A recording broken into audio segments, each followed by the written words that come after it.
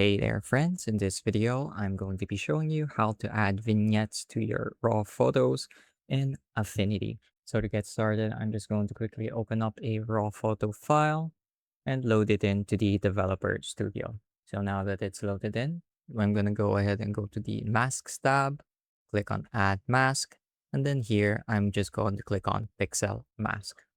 So when doing so, I'm going to select the entire image.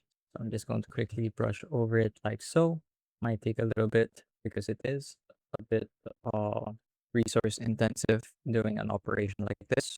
So once everything is selected and it's finished processing, I'm going to click on compound mask. Then I'm going to click on gradient mask. And here you can see there's a small icon beside the gradient mask.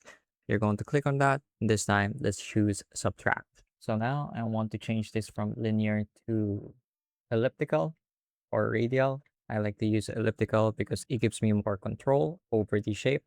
So now I'm just going to click on the center and I'm going to drag it out like so.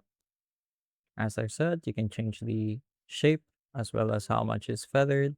So I'm just going to make it a bit more feathered and I'm going to increase the size of the mask quite considerably. As you can see, now only the edges of the photo are in red, and that means these are what will be affected when we make our changes to the photo. So make sure that the compound mask is selected and then go ahead and go back to the basic tab. And now I'm just going to quickly reduce the exposure by a fair bit and then maybe increase the black point by a little bit. So as you can see, now our photo has a pretty nice vignette effect. I'm going to take this a step further and reduce the highlights as well so that the upper portion really gets crushed. And there we go. Maybe I can even crop the image a little bit to keep our subject even more in frame, like so. Although that did take away some of the vignette at the top, now that I realize that, I'm just gonna go back to the mask tab and make sure that the vignette is centered around our subject very, very nicely. So now I'm gonna go back and try to crop it once again, like so.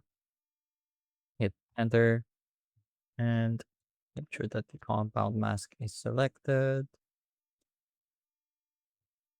And there we go. We have a nice vignette effect around our subject, and that makes her stand out a lot more in the picture. That's pretty much it for this video. I hope I was able to teach you something new and something useful. And as always, thank you for watching.